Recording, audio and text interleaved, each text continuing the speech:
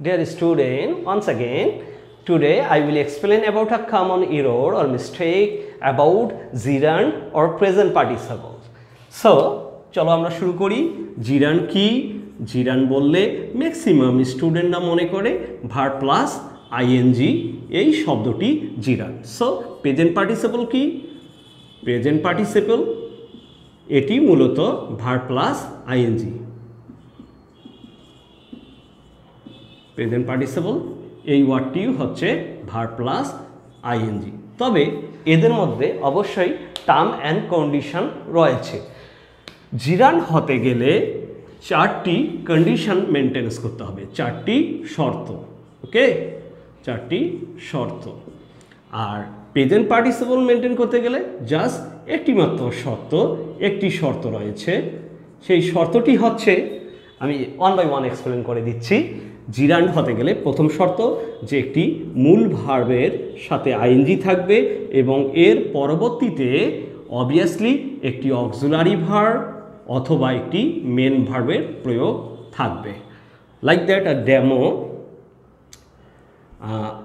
I know that smoking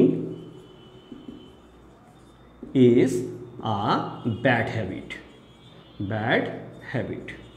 so এখানে আমরা দেখলাম যে স্মোকিং ভার্বটির পরবর্তীতে একটি অক্সিলারি ভার্ব রয়েছে।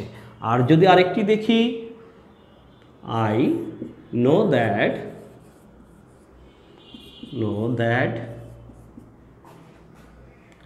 smoking, একই ভার্ব নিলাম, kills the man, অর্থাৎ এখানে স্মোকিং এই ভার্বটির পরে একটি মূল ভার্ব রয়েছে। এটি হচ্ছে জিরানের ফার্স্ট কন্ডিশন। দ্বিতীয় কন্ডিশন হচ্ছে যে একটি মূল ভার্ব থাকবে। আমি ডেফিনেটলি মূল ভার্বের কথা বলেছি, অবশ্যই অক্সিলারি কথা বলিনি। মূল ভার্বের পরে আরেকটি ভার্বের সাথে আইএনজি থাকলে সেটিও একটি টার্ম অফ জিরান, একটা কন্ডিশন হচ্ছে জিরানের। লাইক দ্যাট আমরা যদি এরকম বলি, স্টপ রাইটিং নাও। এটি মূলত একটি কন্ডিশন যে স্টপ একটি মেন ভার্ব, এর পরে মূলত ভার্ব প্লাস আইএনজি রয়েছে। এটি হচ্ছে অ্যানাদার টার্ম অফ জিরান। সো এগুলো মিশে যাবে তো না?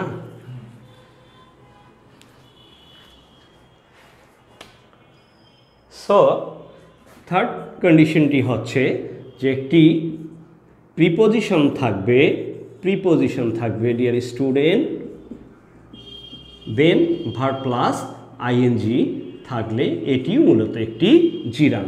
Like that after reading she went out,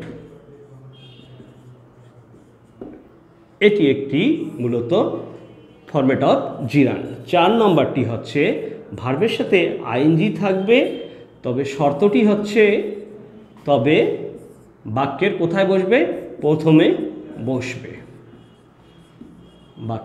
প্রথমে বসবে। যেমন আমি যদি উদাহরণ দেই, ক্লোজিং দ্য ডোর,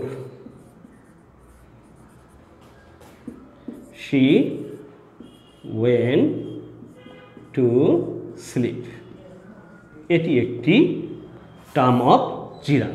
মজার বিষয় হচ্ছে আমরা যে প্রেজেন্ট পার্টিসিপল বলতেছি এর প্রথম শর্ত, এই প্রথম শর্তটি হচ্ছে যে কোনো শর্তকেই মানবে না, অর্থাৎ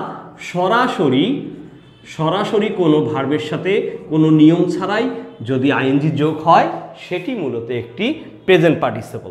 যেমন 4 নম্বর জিরানের কন্ডিশনটা আমরা যদি দেখি যে closing the door she went to sleep, এখানে মূলত এর সামনে কোনো প্রিপোজিশন নেই, কোনো মেন ভার্ব নেই, এর পরবর্তী অংশেও কোনো অক্সিলারি ভার্ব নেই বা কোনো মেন ভার্ব নেই।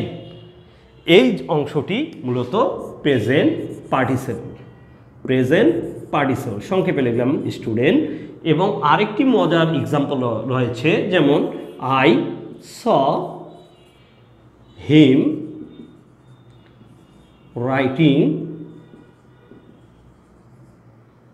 A letter. আমি তাকে দেখেছিলাম একটি পত্র লিখতে। এখানে যে রাইটিং ভার্বটি আছে, আবার যদি আমি জিরানের টার্ম অ্যান্ড কন্ডিশন মিলাই সেটাও মিলবে না। হিম কোনো প্রিপোজিশন নয় বা মূল ভার্ব নয়। এর পরবর্তী অংশে এটি কোনো অক্সিলারি নয় বা মেন ভার্ব নয়, সেই একটি টার্ম অ্যান্ড কন্ডিশন মানেনি। তবে প্রেজেন্ট পার্টিসিপলের কন্ডিশন হচ্ছে উইথাউট এনি কন্ডিশন, সে ভার্বের সাথে আইএনজি রয়েছে। আশা করি বুঝে ফেলেছ।